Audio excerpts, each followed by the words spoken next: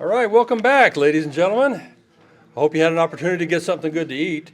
For those of you out there in Zoom land, one of the reasons that we're delayed a little bit, there was a mass exodus here, about 20 or 25 people that went over to the same restaurant, and it overwhelmed their staff. But it was a good walk, it was good food, and I'm glad to be back. So I hope you're enjoying the conference. I hope you're finding some value. I hope you're finding some new information that you'll be able to take home and share, some things that'll maybe open your knowledge base a little bit wider, be able to give you something new to think about and work on. All right, ladies and gentlemen, it's time to bring up our next presenter. And our next presenter is Bill Simpich, who is a civil rights attorney in the San Francisco Bay Area, who appreciates the challenge posed by suits against large government entities.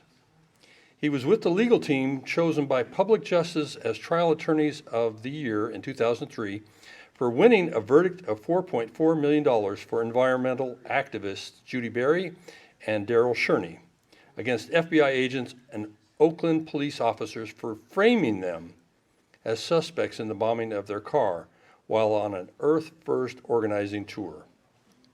Most of the dollars were awarded for violating their First Amendment rights as political organizers. Other prominent cases include suits against corporations for toxic exposures to communities and acquittals in criminal cases for urban outreach workers using needle exchange to stop the spread of AIDS by using the defense of necessity. Bill and Larry Schnapp are currently involved in a federal suit against the President and the National Archives to release the last of the JFK documents in the possession of the National Archives and to order the National Archives to stop stonewalling and acquire additional assassination records from the agencies. Bill has written 2 ebooks on the JFK case, State Secret in 2014 and The 12 Who Built the Oswald Legend in 2020. Tonight, he's going to talk about the 12 persons of interest that are deeply implicated in the assassination of JFK, Tippit, and Oswald. Now, Bill, that seems at odds. I thought we were going to be talking about recently declassified documents. Which one is correct, or are they both correct? Both. Okay, well, they're both correct. So, ladies and gentlemen, please help me welcome Bill Simpich. Thank you. So I wanted to thank the organizers. I wanted to thank Ryan Jones and his group, even though they're not here today in this moment, I don't think, for all their courtesy and what they showed us during this time. And I wanted to thank my partner, Joanne Blair, for custody of me and custody with her throughout these days. And so what I wanted to turn to was a Netflix special about Malcolm X, because Malcolm was killed 58 years ago. And his 2 of the individuals in his case have been exonerated just in the last couple of years, and they've won $36 million from Mr. Bragg, the New York City DA, and all those folks coughing up money on behalf of the police department. And even the state of New York kicked in $10 million of that $36 million because of all the hijinks that went on with these individuals being unfairly convicted. And one man, Abdur Rahman Muhammad, who is a tour bus driver down at Arlington National Cemetery. There's a number of good researchers on this case, but he is the man who really broke the story of these 2 men who were unjustly convicted and did decades in prison. One of them still alive and has gotten to see his exoneration. The other one has had his family to see his exoneration.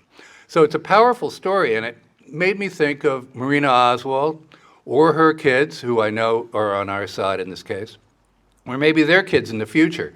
At some point, they can file a wrongful death case if they choose for what happened to Lee Harvey Oswald. And back on down the line, I think that the Oswald piece of this story is actually the most revealing. For one thing, you know, all of us saw it, I think. Most of us have seen it in some context. A lot of us saw it live. And I remember cheering when Oswald was shot. I remember cheering when Malcolm X was shot. I know what it's like to be on the other side of these stories. And with that said, I think that the Oswald killing was done in haste because the original attempt at the theater failed.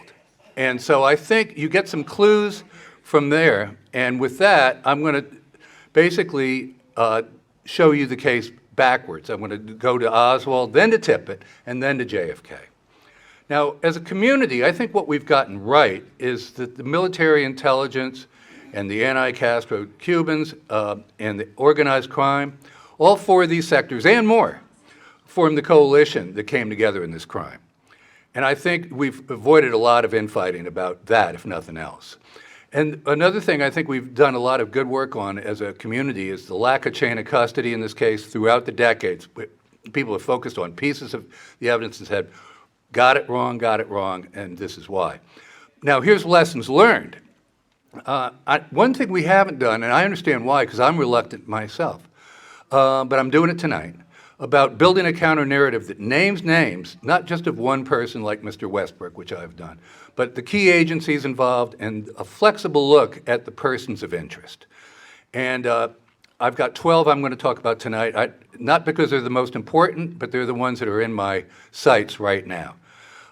When you look at the whole case, I can't do all these people justice tonight, but if you look at the whole case, I would offer that if you look at the top, you're looking at people like Howard Burris, who was LBJ's aide at the Pentagon, who did all kinds of dirt, including knowing more about this Vietnam War situation than Kennedy himself. And why was that? David Morales of the CIA, who offered to several people a drunken explanation of the fact that it was an inside job and that the CIA played a role in it. Then, in the middle, you've got what I call the Lumpkin-Ganaway Network. Those were the heads of the Special Services Division of Dallas. They did narcotics and Red Squad, communist stuff, and drugs, like I said, and vice. And they had all the inside baseball on what was going on in Dallas, much like the New York operation known as Bossy, which are now being sued for millions and millions of dollars by Ben Crump and Malcolm's family, but for their role in helping have the two factions of the Muslim community fighting against each other. The blame got pinned on Harlem, but the problem was really in Newark. That's the very short story of the Malcolm story. And so, again, it's infighting that you want to try to avoid. You want to stay flexible on who these people might be, but I think we've got a number of the 12 right here. Also in the middle, who I can't talk about tonight just because of time, Carlos Marcello, Johnny Roselli of organized crime. They're part of the connective tissue.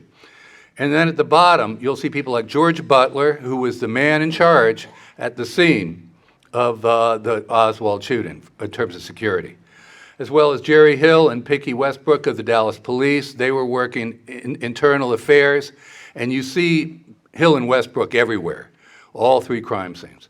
So tonight, let's look at the mechanics on the ground. And I want to, when I talk about the Dallas Police, most of the time, think about the Dallas Police and Army Intelligence Reserves pretty much interchangeably. Lumpkin was the deputy chief and former head of Special Services, and he's cross-designated Army Intelligence. Same with the present chief at 63, Pat Ganaway. So this is the heart of the Lumpkin-Ganaway network that I like to refer to. You'll get a lot more about them.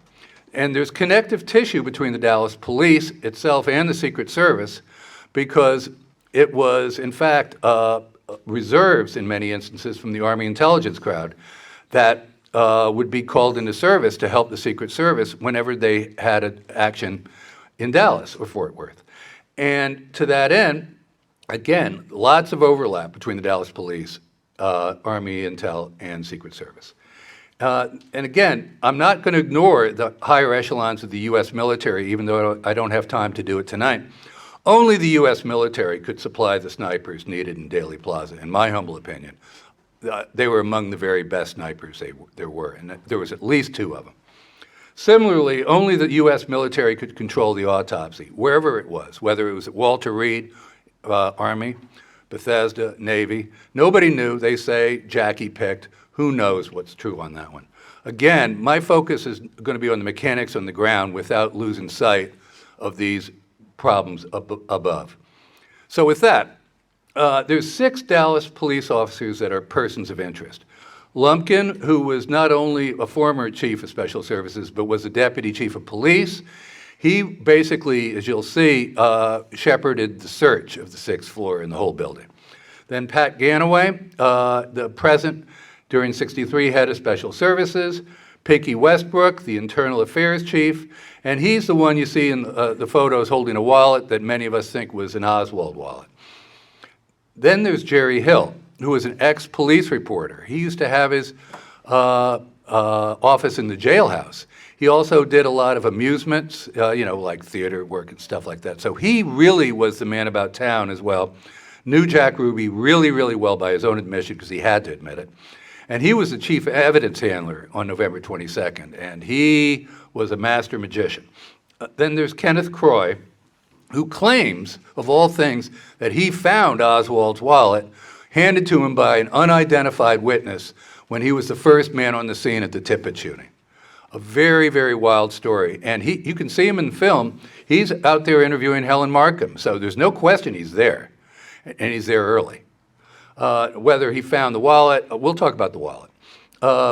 In any case, he also couldn't be seen. You won't see it tonight, but he was quizzed really hard by the Warren Commission because he and Blackie Harrison were accused of basically being the fullback and halfback for Jack Ruby, shielding him from view as much as possible in those seconds before he popped out of the crowd and hit Oswald. And then, again, I mentioned George Butler. We're going to talk a lot more about. He ran security in the basement at the Oswald killing. Now, there's 4 agencies that collected the evidence. And think about the implications of this for a minute. In my opinion, the FBI was totally compromised, even though they collected hundreds of thousands of documents, because Oswald was a source. By their own admission, in August of '63, if nothing else, he's a guy, Oswald called the FBI and said, please visit me in my jail cell in New Orleans after his dust-up with Carlos Bringuer and everyone in New Orleans. So the FBI is compromised because he's at least a source, if not a lot more. And they did not want Oswald being tied to them in any way. So they went with Oswald did it and did it alone, and let's not have a big investigation. Same with the CIA. The CIA had been keeping eye on Oswald since '59, '60. I think all of us know that story. Again, there's a big paper trail. And I think Mexico City was largely an operation to establish a paper trail for Oswald or the Oswald figure, whoever he was. And then the CIA was totally compromised, having handled this guy, at least by paper and surveillance, in these 6 weeks before the assassination. They had to hunker down, move into reflexive cover-up mode. Now, the Dallas Police Department, they always took the position that they had no knowledge of Oswald, and except for the insiders, that may be true. But look at who's operating inside the police department. You've got George Butler and many officers who are active in the Klan, and our friend Penn Jones, who ran the local newspaper and was an active researcher for the first 20-plus years, told us that Butler tried to literally recruit him. And the force at the same time was filled with John Birchers. I'm not talking about whether you like the Birchers or don't like the Birchers. I'm just saying that this was a nest of people where you could find some bad apples if they were racist and or inclined to real hatred towards Kennedy. And I think we know what real hatred towards political figures is like. We see it in the modern era. And Butler knew Ruby really well. He had known Ruby for 15 years, like going back to 1950, when he worked with his partner, who was Pat Ganaway. And Ganaway and Butler worked together, interviewing Jack Ruby over and over again, trying to bring down the present sheriff. Didn't work. Tried to bring down Paul Jones, who did wind up in jail, and Ruby was a friend of Paul Jones. And so there was a decade-plus history of this relationship with Ruby, which was unearthed even for Bobby Kennedy by Butler when he testified to the Kefauver Committee in 1958. It all came out again there. So it's a long history with Butler and Ruby. Now, Secret Service, they had no interest in Oswald. He wasn't on their radar. But you had an awful lot of agents because of, adultery or politics or otherwise, and Abraham Bolden tells it better than I ever could, who really actively disliked JFK, which is unfortunate in Secret Service ranks, but not unprecedented. Barack Obama got into a big fight in Dallas because he had his security and there's a Secret Service. They're bumping into each other. Secret Service lets the magnetometer down because 10,000 people in March wanted to see Obama. And so they went in without a magnetometer, and Obama's security people were furious. If you look at Obama's time in office, he had terrible relations with the Secret Service. There were bust-ins into the White House by assassins. On one occasion, another occasion, gunshots. His nickname, Obama's, was Renegade, because they did not get along.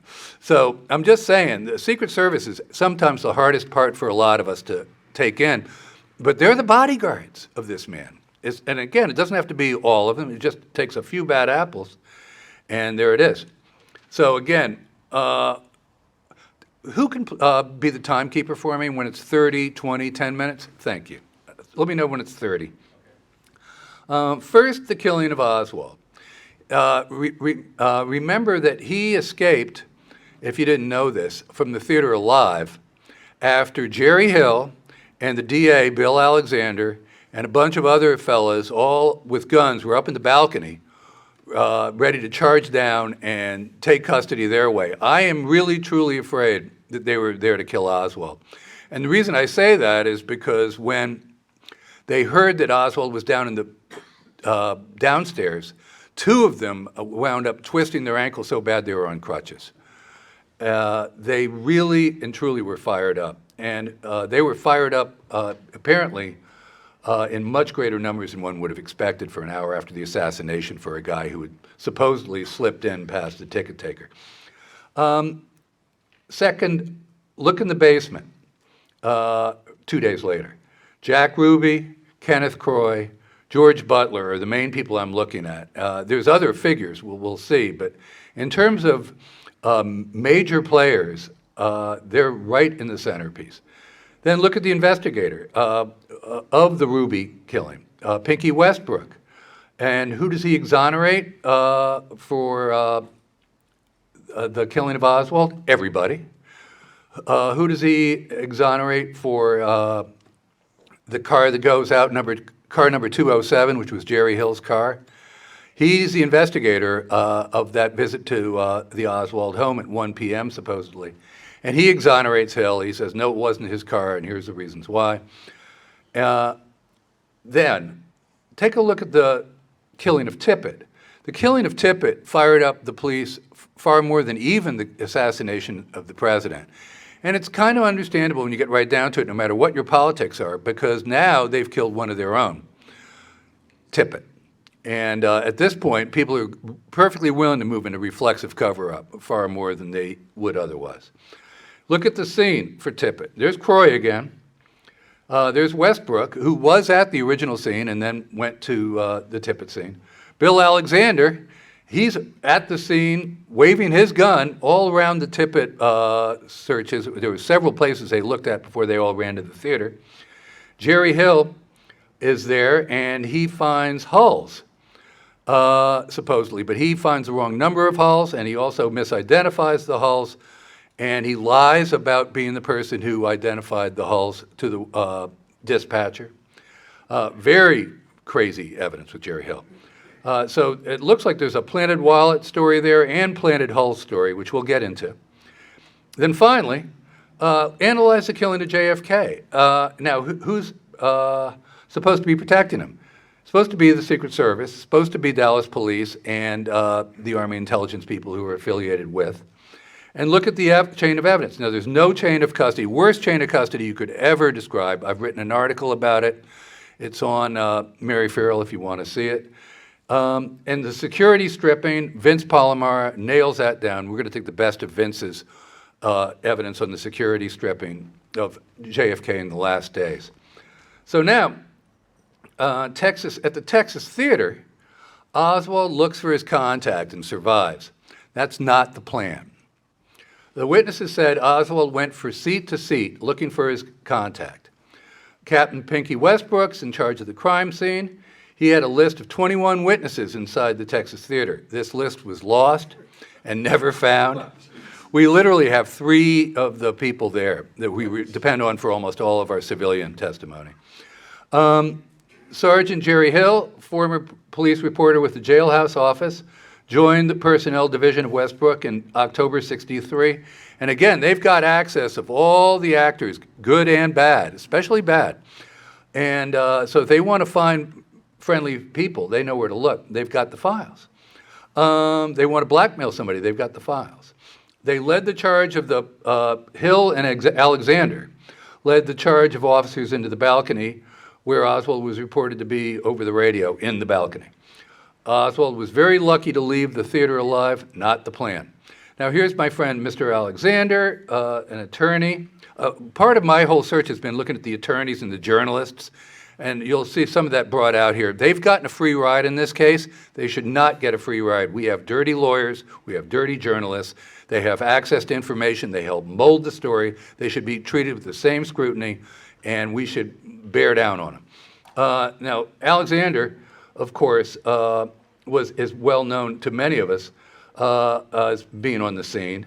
He wondered if Oswald was a CIA agent, but his story, of course, was that, it was all Soviets, and they had infiltrated the Soviets, and the Soviets had infiltrated the CIA via people like Oswald, and leaning completely in the opposite direction. He's the one who drew up the charges that terrified LBJ, saying, I'm going to charge a communist conspiracy in this case. And you had LBJ's aide, Cliff Carter, call him up and say, don't do that. And they had to go to his boss, Henry Wade, because you couldn't change Alexander's mind on this.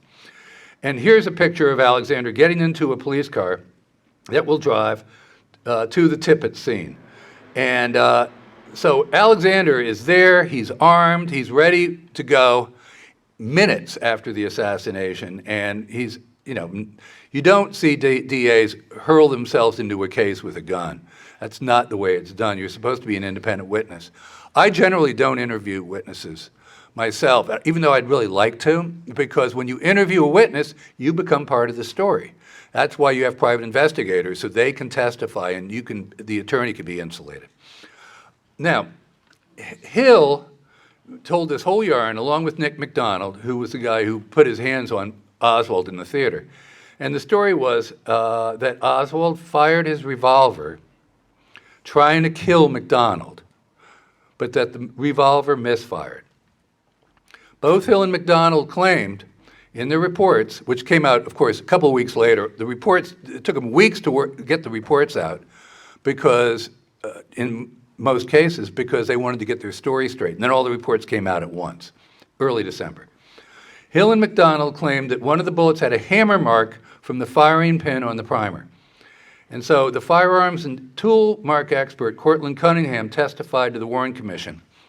We found nothing to indicate that this weapon's firing pin had struck the primer on any of these cartridges. In other words, they had to, they'd gone so far, they had to just throw Hill and McDonald under the bus on this one.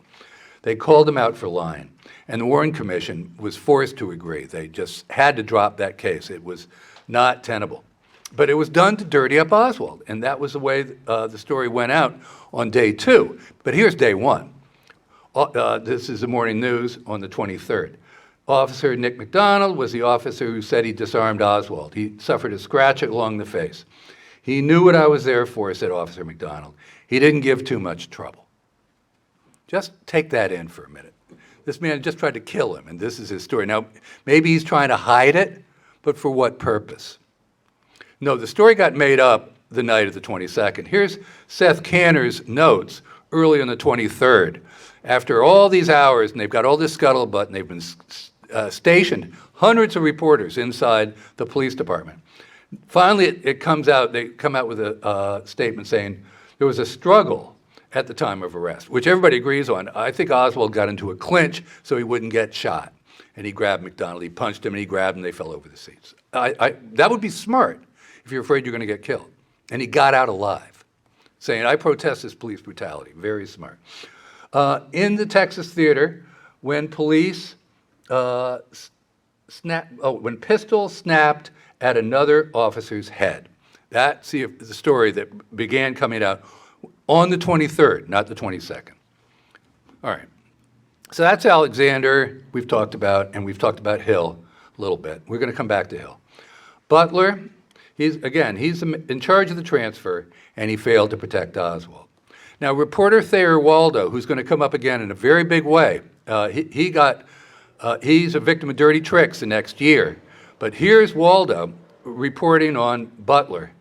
Butler, security chief in the Dallas police basement, was a nervous wreck in the final moments.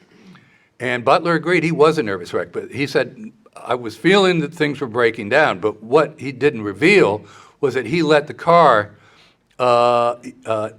was not in place to pick up Oswald. And as a result, there was a little crease, and that crease was exploited by Ruby to attack Oswald. Oswald should not have been able to walk that far. The reporters wanted a photo op, but they got more than a photo op. They got an extra 50 feet, and that's when Oswald got killed. You can hear the car honking. It could have been a signal, but I think more importantly, the story I think was true. He was trying to get through all the passersby to get to the scene, and he couldn't get there in time, and it's because Butler didn't give him enough time. It's a crucial point. And Butler's gotten a free ride for 50 years, and why? Because he threatened to sue the writers, claiming he'd led Ruby to kill Oswald. And Butler was crazy. Butler was telling the FBI things like, and Hoover, things like, Ruby and Oswald were lovers, and Ruby was Oswald's father, and they were having this incestuous relationship as well. Just dirtying up the whole story, putting lots of false leads into it. And even Hoover said, this guy's too far right-wing for me. On JFK, Lonnie Hudkins advised, I found this just the other day while I was preparing for this. Is it 30-minute chat? You've got 5 more to 30. Okay. Lonnie Hudkins advised confidentially that George Butler. I'm sorry. That's all right. I just wanted to get to this point. I really love this. Lonnie Hudkins, who a lot of you probably know from other things we might get to talk about, but Hudkins advised confidentially that George Butler, head of the juvenile division of the Dallas Police Department, is considered a rightist, very close to General Walker. Heard George Butler state, I'm glad the son of a bitch is dead, but I wish it had not happened in Dallas. This is right in an FBI report, early days, and other similar statements. And Batchelor, one of the deputy chiefs, said to Butler, they're not going to let you break this case, because the case that Butler wanted to break was that, these two men were gay lovers, and that they were Soviet agents, and this was communist conspiracy, and let's have a war on Russia kind of stuff. And this, of course, is the blackmail, the World War III threat that John Newman and many other people have talked about so well, that illustrates just how they were using the communist conspiracy card to try to get people to shut up and go with phase 2. Oswald acted alone. Now, this is William Turner, a fellow researcher, died recently. He was former FBI agent there during the 60s, and he was one of the few people not scared by Butler. He wrote about this in '67. Butler is still a lieutenant, working out of the Juvenile Bureau. The assignment seemingly permits him leeway for his activities as the self-professed leader of extreme right-wing elements on the force. In '61, while in rural Midlothian, Texas, to make an anti-communist speech, he offered Penn Jones, the scrappy editor, an opportunity to print a statewide newspaper under the auspices of the Klan. He boasted, Jones said, that 1/2 of the police force belonged to the KKK. Even I don't think it's that high. He frequently escorts H.L. Hunt to various public engagements, and I've had that found elsewhere. That's not just Penn Jones talking. It was George Butler who was the overall charge of the transfer of Oswald on November 24 and who gave the all clear to bring the prisoner into the basement. Now, I've got 16 pages of notes on Butler, and this whole thing I've done tonight, and you can find it right at the events page at the bottom of the Project JFK website. So I wish I could spend 6 hours, but the idea is to keep it short. This is from one of our favorite expert witnesses, David Von Payne. If you people know who he is, he's a lone gunman guy. But this is an interesting clip, and it's not just because it plays over and over again, jumping up, taking the shot, going backwards. Jumping up, taking the shot, going backwards. Jumping up, taking the shot, going backwards. But look at Mr. Fritz. He's a homicide chief, right? Will Fritz. These guys, all the officers are trained to react immediately to a gunshot. It's instinctive and it's part of their training. He will not look over there. Everybody else will take a glance. Will Fritz is the tell. He's the tell. It's a telling evidence that Fritz is in on the hit. And I do not pretend to have a lot more information about Fritz, because he was very smart. He did not talk until he died in the 90s. After he died, some notes of his popped up, which he said he had never taken, and they were actually helpful to our side of the fence. That's why we didn't see those notes. So that's something. We also know that Fritz and Wade had a long, terrible history of indicting African Americans and getting convictions that were later overturned in the dozens, if I'm not mistaken, large numbers of overturned wrongful convictions by Will Fritz and Henry Wade. So they had a bad operation. And Craig Watkins, the DA, who was African American 10, 15 years ago, led the fight to overturn those convictions. It's not easy to overturn a conviction. It's very, very hard. So it's very, very telling that Fritz was part of that. So it gives you a caliber, one of the few calibers we have of the man. And you can't look past that picture without asking questions. That doesn't mean he was in on the hit of Kennedy, but on the hit of Oswald, 30 minutes? Thank you. Okay, so let's move now to the Tippit scene. And one last thing, again, I mentioned that Croy and Harrison were backing up our friend Mr. Ruby right into those last minutes. So Croy pops up as another time, again as the first officer on the scene, claimed he was handed Oswald's wallet by an unidentified witness, and files no report. Captain Pinky Westbrook, photographed with Oswald's alleged wallet at the crime scene, files no report. Told Chief Curry that no police visited Oswald's home at 1 p.m., covering for Hill, because it was the same car 207, that was reported to have beeped the horn outside Oswald's house at 1 o'clock. Sergeant Jerry Hill claimed Oswald's wallet was found on him at the arrest. So now you've got Westbrook and Hill at cross purposes here. Although Westbrook never said anything about it, people simply look at the photo and say that's Oswald's wallet. And the wallet mania continues, but we'll get there. Before that, Hill's car was reported to be honking its horn outside Oswald's home in the minutes before Tippit's killing. Jerry Hill lied until 1986 about his radio call regarding automatic hulls. He testified to the Warren Commission that the call about automatic hulls was not his. That was not me making that conversation. He finally admitted it to Dale Myers. It's in Myers' book. Now, the Tippit hulls had no initials. There's no chain of custody. Jim Lavelle, most of you know who Jim Lavelle is. He was with Oswald when he got shot. And Lavelle admitted, he said, we've got no case on the chain of custody of those shells. And Bill Alexander, as I mentioned, he's at the Tippit scene waving his gun.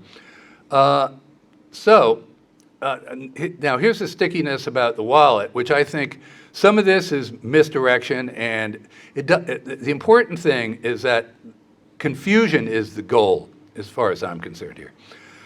It looks like there was two wallets made by the same manufacturer. I'm not going to get too deep into it, other than the fact that they have similar descriptions, not exact, but similar. If you made me go, I'd say there's two different wallets. Here's a wallet at the archives. Here is a picture at the top of one of them. Here's a picture of the other one. They're similar. I think they're different. I don't think it matters much. The fact is there's two different stories.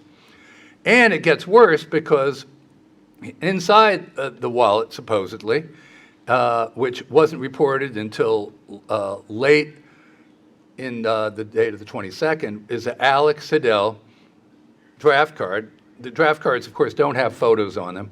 I happen to be at the school that think Oswald made this card himself, playing around. But I don't think it was ever meant to be at the crime scene in his wallet. It just doesn't make any sense. He never used he used Hidell as the head of the Fair Play for Cuba committee, but this is the only incident we have of him trying to use it as an alias, if he was. Now, here's what we can have some fun with here. This is, to the left, what an automatic bullet looks like. It's got ACP on the bottom. And the other one to the right is 38 Special SPL. And 38 SPL is what was found at the Tippit scene. And 38 SPL is, coincidentally, what the Dallas police used. That was their ammo. So that makes you think twice. But here's Jerry Hill reporting that it's automatic.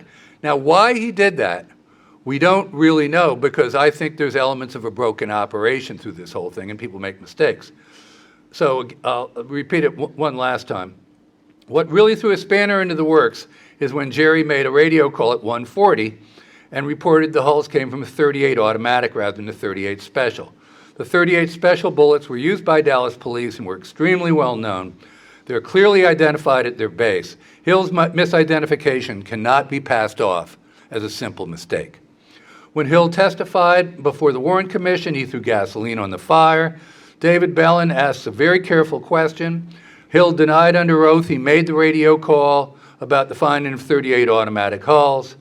22 years later, he admitted to Dale Myers he made the call. When asked how he determined the hulls were 38 caliber, he said 38 stamped on the bottom of it. I looked on the bottom. Hill's problem, of course, is the bottom of the hull will spell out for you what type of 38 it is. So anyway, I've said it once, but I'll end with this for the moment. The hulls can't be matched to the revolver. Officer Poe couldn't find his initials on the hulls, so there's no chain of custody. Lavelle said they're useless. Jerry Hill initially said there were 3 hulls. He might have had 2, he might have had 4, but nobody had 3. He put one in a Winston pack, that's nowhere else in the evidence. Fired from an automatic, not the revolver.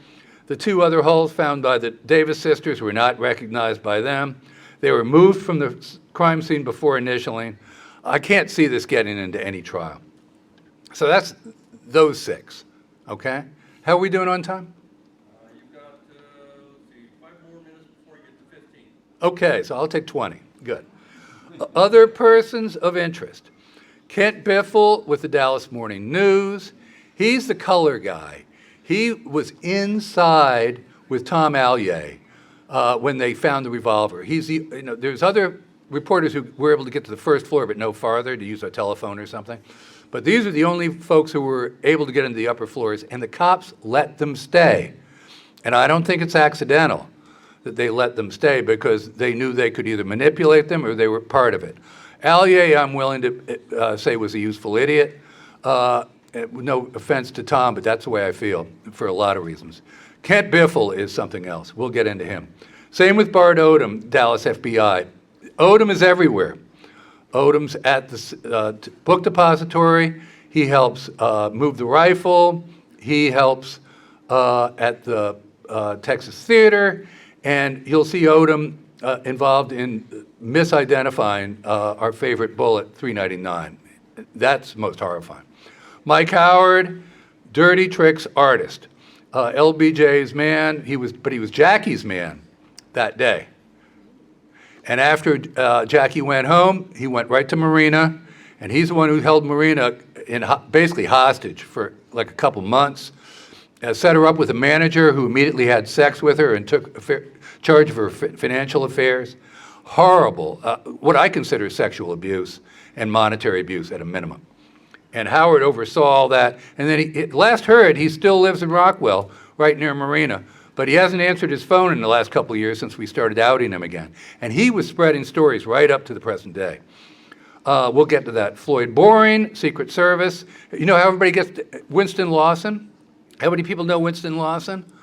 Well, if you read Vince Palomara convinced me that Lawson was not really the guy to blame. The guy to blame was his boss, the number 2 man on the detail for this job, and it was Boring. So a lot of things happened in terms of security stripping. Then Bill Alexander, we've talked about. And then Ted Walker, we're going to talk about some more. But first, let's go to Biffle.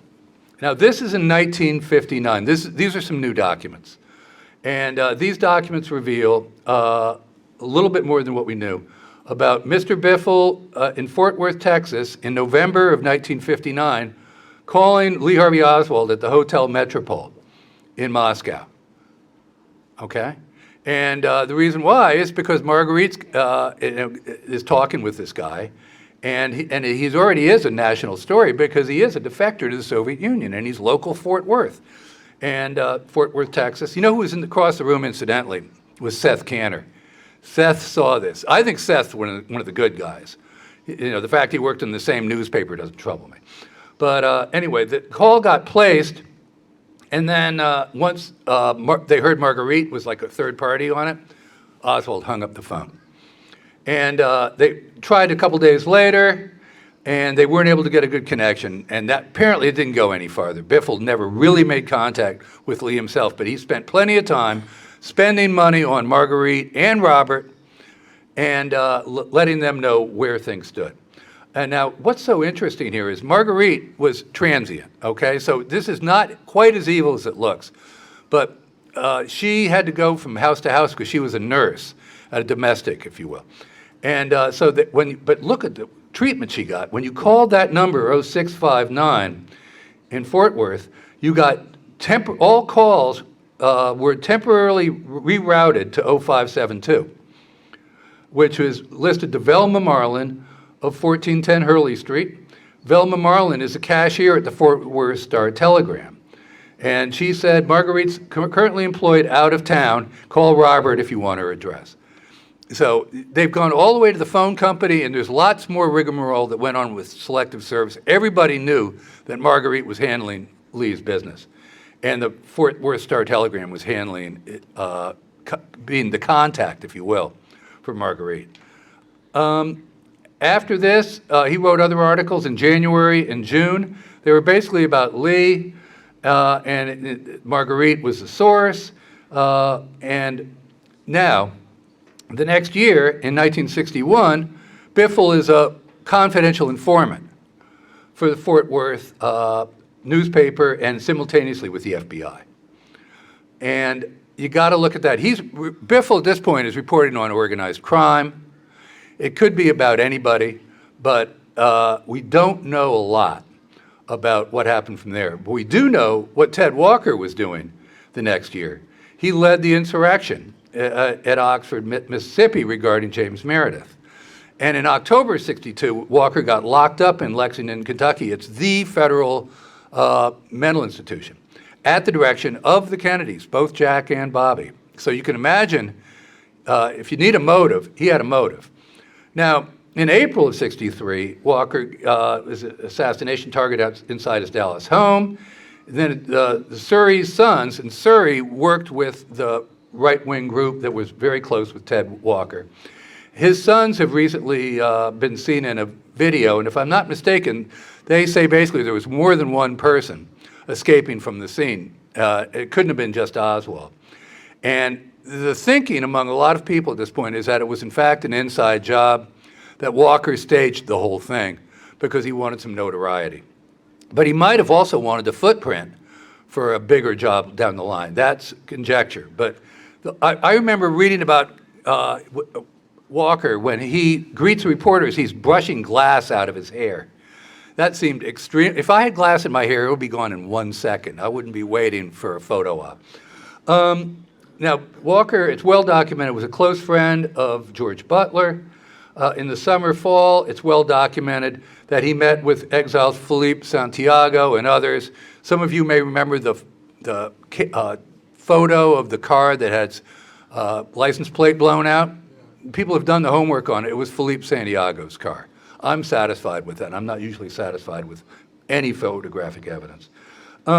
November '63, I don't have time to get into it, but he made an admission to a German newspaper that indicated that he knew about Oswald's attempt to kill him, that he was the supposed perpetrator, before it was actually revealed in these documents that were late found in the Oswald investigation, indicating that Oswald was in on the attempt on Walker. So he had too early knowledge. And then I wanted to really lean into this. I was going to ask Larry to help me read Jack Ruby's testimony about why he should be shipped to D.C., because it's really extraordinary. I urge everybody to watch it, read it. It's like pages and pages of Ruby just treating Earl Warren like a child, just slapping him back over and over again, saying, you got to take me to Washington because then I can talk. I can't talk here. And finally he said something to the effect of, well, I'm going to be a man and say it because Bill Decker told me to, the sheriff. And I'm going to say that, you need to look at Edwin Walker and the Birchers. And he tried to fluff it off as, they're against the Jews. He didn't want to sign his death warrant. But he brought it up more than once. He wanted to talk about Ted Walker. And I don't think Ruby was terribly concerned about the plight of the Jews. I think it was all a front. Now, let's turn to my friend Mr. Boring. And here's Mr. Lawson, 3 days before the assassination. He's got the motorcade lineup, everything all set to go. And now here, look at this. Kennedy dead, then the subheadline is Sound of Shots Heard by Members of the Press. Now usually there's a press car right in front of the limo, or if not in front, because that's the best place to get a good shot, in back of the limo, so you get your best shots. Here's the lineup 3 days or so in advance. Car 3 is a lead car, but there's no photo car, there's no wire service car in front of the limo or in back. Instead, it's President, Secret Service, Vice President, and so on. The camera people are way in the back, and I would offer you that's by design. This is highly unusual. They asked Mr. Dillard with the Dallas Morning News, your car was about 6.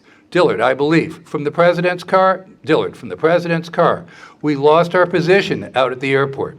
I understood we were supposed to have been quite a bit closer. That's not what the lineup says. The lineup says the way it went. We were assigned as the prime photographic car, which, as you probably know, normally a truck precedes the president on these things. And certain representatives of the photographic press ride with the truck. In this case, as you know, we didn't have any. And this car that we're in was to take photographs which were of spot news nature. The JFK case actually has more photos than almost any other major event. They did it, it was done at a relatively isolated place, Daley Plaza, but there's still 500 photos that are time sequenced, and people as early as 1970, and we'll see it, tried to put these together, and we still can put these together. We could GBT these things with the new technology in about a matter of weeks, not years. We can do a minute-by-minute chrono, and that's what needs to happen if we're going to nail the last pieces of this down. Dillard said the same thing 30 years later. He told the TV audience a flatbed truck was canceled at the last minute. No, it wasn't, but that's what he was told. Henry Burroughs backs him up, AP photographer. I was a member of the White House pool aboard Air Force One when we arrived with JFK. We, the pool, were dismayed to find our pool car shoved back to about 11th position in the motorcade. We protested, but it was too late. Now, I did some of this, but Vince Palomara gets almost all the credit. And this is all Vince right here. Security stripping by Floyd Boring. This is what Boring told Lawson to do. Police with machine guns, get them out of the motorcade. Usually done, not in this case. Motorcade route kept secret, even from police. Now, we can all scuffle about the fact, finally, near the end, something got into the Dallas Morning News, but it was late in the game, and it was not done according to Hoyle. There was 8 motorcycles flanking JFK, too many, they were reduced to 4. The cyclists were ordered by Boring and others to keep to JFK's rear. They kept trying to push it on JFK, saying JFK wanted it, and even Boring later on admitted, no, JFK didn't want it. Boring was willing to say anything when confronted with evidence because he knew at the end he would walk, and he did. He's dead. Finally, there was a dogleg turn at Elm and Houston. As we all know, these things are supposed to go pretty swiftly. I've heard 44 miles an hour. I've seen them a lot slower than that. But you're not supposed to get down to 9 miles an hour. That makes it a turkey shoot. So here's the local press pool car. This car was not even in that motorcade route I showed you earlier. And Kent Biffle's in the car. They literally crashed the motorcade and were number 18. They were not part of the plan. But they got in there, and there's photos and everything. Biffle exited the car and allegedly ran up the knoll. This is from Todd Vaughn's motorcade analysis. It's online. Got to read it if you want to know about the motorcade. 10 minutes? Okay. Biffle leaves the car. Him and Allier, they get in, and he admits they were, says they were unofficially joined the motorcade at Love Field rather than having been a planned vehicle. Now, Biffle was in there for hours, and he had heard the name Oswald for the last 4 years, and he heard the name up there with Lumpkin talking to Truly. But he doesn't say anything about his knowledge about that, or anything about Oswald, or that he was even up on the 6th floor that day. This is a story of a lifetime. And it's not in the story. It's not in the paper this day, or the next day, or the next. What you get are great analyses, kind of like the first draft of the Warren Commission, putting it all on Oswald. But Biffle doesn't tell you that he's upstairs till years later. Now here's Lumpkin walking in the direction of the depository with Fritz. I put him in there because not everybody gets to see Lumpkin. Lumpkin orders the sealing of the book depository. Not all the doors are covered for up to half an hour. Herbert Sawyer, the detective, claimed he had a witness. The shooter was 5'10", 165 pounds. That description is Oswald, according to the CIA and the FBI early reports. The other later reports much more accurate, but this was done to trigger people. And this description matched these internal and inaccurate FBI reports. Sawyer lost his witness, again, an unidentified witness, and he's later fired in disgrace. Lumpkin's in charge of the search. He said it was supposed to be completely sealed off, and he's got people at the doors at some point too late in the day. And then they supposedly clear the building of employees by office and floor by floor. Here's Jerry Hill, the window adjacent to the hulls at 12:55, according to 2 witnesses. I can go backwards. Yeah, Bill Allen puts him at 12:55, and so does Jim Murray. Now, the problem is that Jerry Hill and everybody always said the hulls were found at 1:10, and this is because they wanted to push the time back, because Hill ran to the Tippett scene, and Tippett was allegedly shot at 1:15, 1:16, but all the best reports are 1:07. So everything got pushed back by 8 to 15 minutes, and the reason was we were trying to give Oswald enough time to get to the Tippett scene on foot. All this dancing around is largely for that. In any case, Jerry Hill is timed as getting in there at 12:48, and within 7 minutes, he's supposedly out the window saying, "I found the hulls," and setting up the crime lab. Now, and there's also reports that Luke Mooney found the hulls. How can you make a mistake about who found the hulls? It's not that complicated. Mooney even claims he leaned out the window, but only Hill is photographed at the window. Then by 1:20, Hill arrives at the Tippett scene. At 1:40, he lies on the radio about his identity and about the automatic. And then at 1:50, he's at the Texas Theater, charging through the balcony, and then you've got he's the guy who's got custody of the revolver, he's the guy who's got custody of the wallet, and by 5 p.m., he is the first source on Oswald's Soviet defection that breaks all the way across the United States. This lowly, new beat cop, basically, ex-police reporter who had a lot of inside information. So, finally, just one last time, a few minutes after the arrival on the building, Mr. Truly, building manager, went to Lumpkin and stated, "I've got some information that one of my employees had been there until a few minutes ago was now missing." What's that information? He supposedly got it from Bill Shelley. Bill Shelley is his immediate boss. The story is Bill Shelley told Oswald to go home. Truly had already seen Oswald and knew he was on the scene, but there's no roll call. This is what the fight is going to be all about here. Where is the roll call? There is no roll call because half everybody is locked out of the building. They can't come back for a roll call. They can't get back in. Lumpkin takes Truly to the 6th floor where he introduced him to Fritz at the Homicide and Robbery Bureau. Truly tells his story to Fritz. And then as the building's cleared, Fritz and the homicide detectives determined the shots were found at the 6th floor where 3 cartridges were found. They don't say by whom. They make it sound like they found them. It's just all bafflegab about how these holes were found. Finally, for those of you who like to study the rifle, the first is a report saying that it's an old Enfield. Now, who had an old Enfield? Buell Frazier. They picked that Enfield up that afternoon. They put it on TV that afternoon. Buell is scared out of his mind. Buell won't talk about the Enfield, even in his book. Every time I see Buell ask about the Enfield, you know what he says? That's the first time I ever heard about that. I like Buell, but that's a longer story. He's not going to talk about that Enfield story. Now, here's the London Evening News the day after. He's saying it's a Mauser rifle. We know that. 5 minutes? Thank you. And then here's a guy from the Secret Service Bureau, which is actually the Special Services Bureau. It's not Secret Service. And he says it's 25 caliber. So there's confusion I offer to you just embedded in this story about what the weapon is for day one. So now, Biffle spent much of the afternoon in the building where he witnessed officers discovering the rifle and more. Biffle supposedly saw 2 roll calls. He said at the second one at 2:30, everyone was there but Oswald. That's a complete whopper. Everybody's home watching TV at this point. They can't get back in the building. Or they're at the police station being asked, because they were on the 6th floor like Danny Yaris and everybody else, getting quizzed by Fritz. They can't be there. I mean, that's just a bald-faced lie.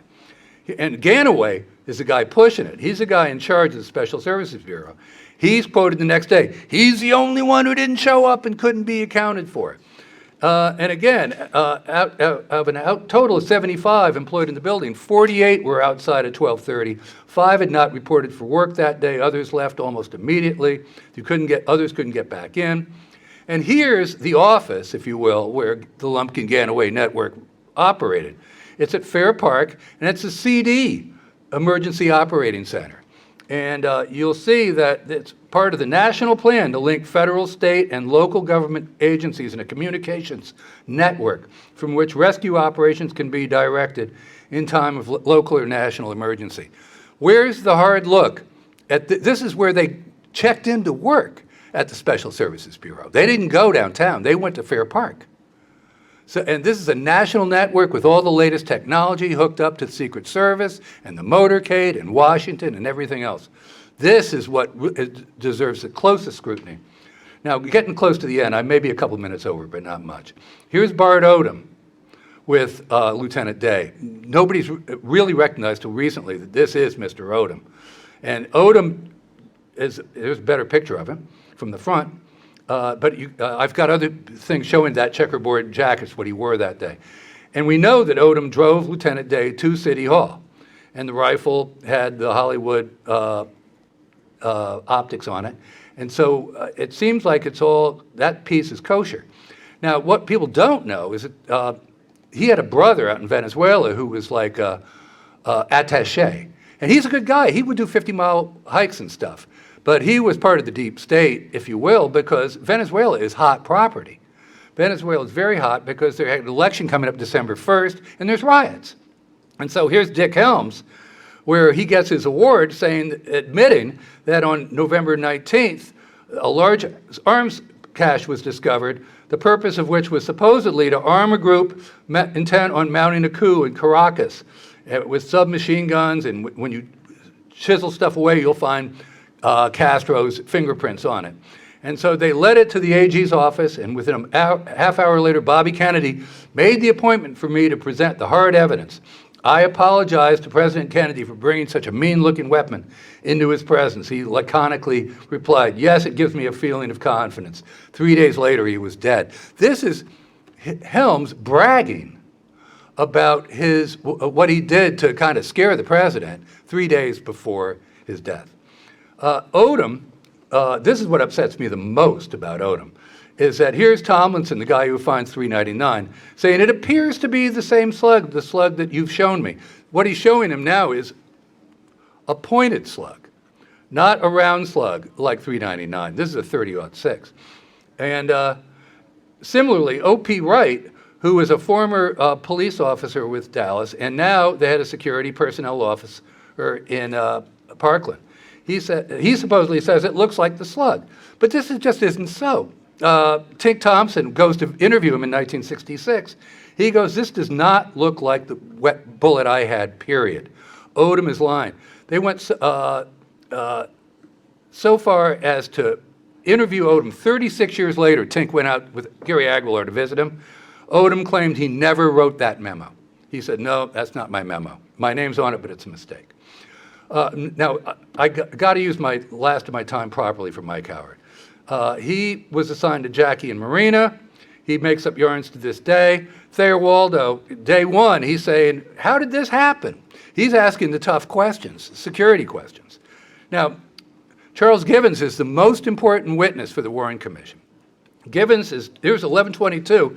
Givens says, I saw Lee reading a newspaper in the Domino Room, which is on the first floor, right around 11:50, 40 minutes before the shooting. Then Mike Howard and his brother, who's with the Sheriff's Department at Tarrant County, he lives in Hearst, Pat Howard and Thayer Waldo, they get together, which is another story in itself, about a Negro witness who saw Oswald shoot at President Kennedy.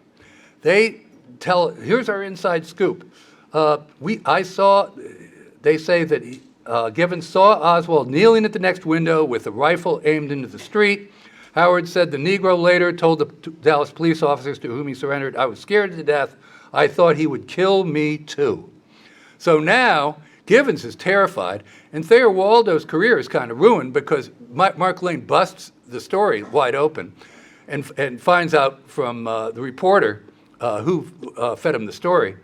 But meanwhile, Givens has now changed the story after this. The story comes out in February, now it's April.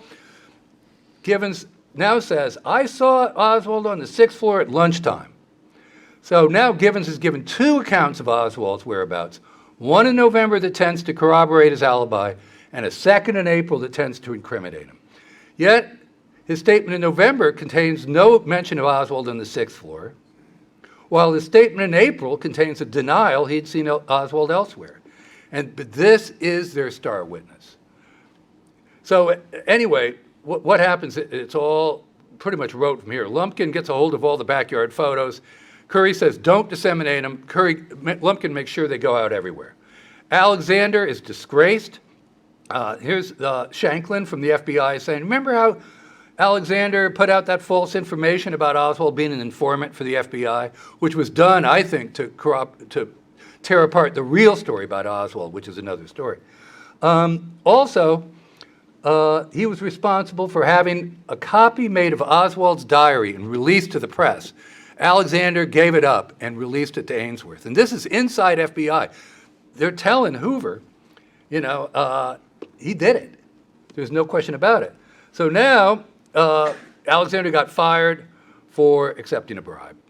He's a dirty actor.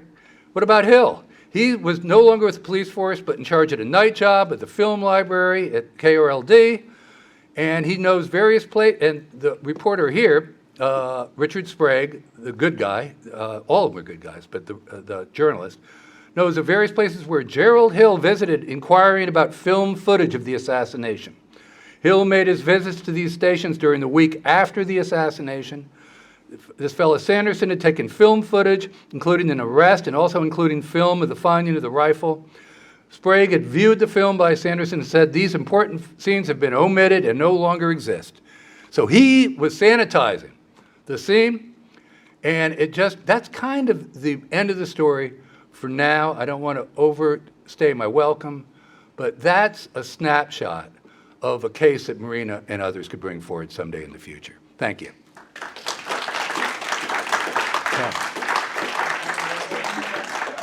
We're really running late. Yeah. Just make a couple quick questions, okay? We've really got to roll. Yep. Another question, just Fred Korth is cousin of Roy Truly. They're cousins. Frank who? Fred Korth Oh, yeah, I know they. Well, Okay. they're at least second cousins once removed. and Will Fritz. Will Fritz was friends with Clint Murchison. And when I was doing the paper bags, which would fit into your scenario here, that's key. Vincent Drain is the guy with the evidence. Vincent Drain, by marriage, is related to Malcolm Wallace. And all this is important stuff because it's all about relationships. Thank you. It's really true. Yeah, go ahead, Andy. Gerald Bain, the head of the White House detail, he was actually the guy who had gotten his first vacation in 3 years. He was the head of Boring, and he was the head of Winston Lawson. So November 4th, he said, we're never going to go to the Trade Mart. It's got too many doors, catwalks. The next week, he got his first vacation in 3 years. Wow. So they went down the chain. Boring didn't go to Dallas. He No, was Boring in didn't go. D.C., and Lawson was a third stringer. And of course, they were never supposed to go down Main Street. That was, they were supposed to go down Main Street, not Houston to Elm. But anyhow, that was the Dallas Morning News of Friday morning. I know John wants to go to bed, so I can only take really one more question. Yeah. You mentioned when I came in about the beeping car horns at the time of Yes. Ruby's shooting Oswald. I don't have an answer about those car horns, but there's a lot going on. I think the center of it is Butler had given the call too early for Oswald to come down, and the cars were not in place. Okay?